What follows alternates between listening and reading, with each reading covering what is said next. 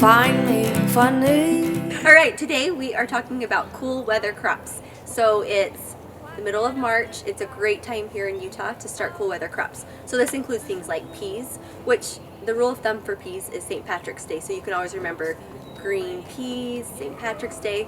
So peas, radishes, kale, spinach, beets, onions, cauliflower, broccoli, Brussels sprouts, stuff like this that you can put in your garden now.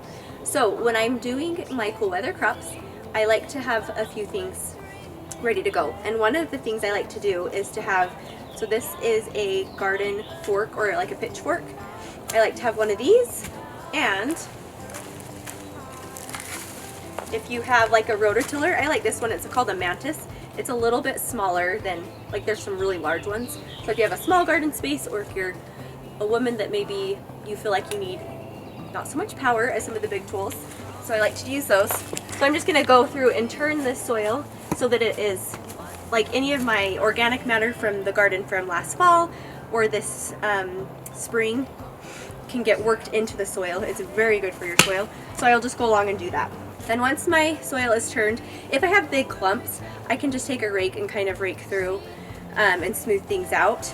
And then if you like to use a mulch in your garden, you can come through and mulch the garden. Mulch just helps keeping weeds down, moisture in, and just gives you, I don't know, a clean and tidy look for your garden. Okay, so I'm just smoothing my soil out, and then I'm going to start. So when I do my garden in the spring, mine's like super rudimentary, nothing fancy, but I get a piece of paper and I draw up a plan. This helps me decide like where I can put my spring vegetables so that in a few months when we're ready to put in summer vegetables, where those can fit in when those are ready to come out.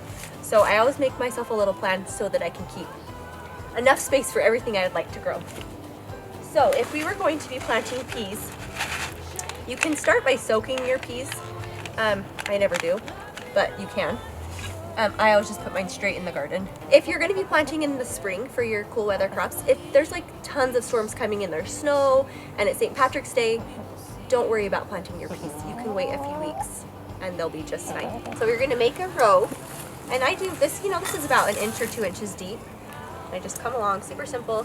And then when you're seeding, I always overseed. Like you probably eventually want your plants to be a couple inches apart, but sometimes a seed might not germinate or something like that, and so I always overseed. So I'm gonna put mine about more like 1 inch apart, and I'm just gonna slowly drop them in this. I'll just continue on down the row.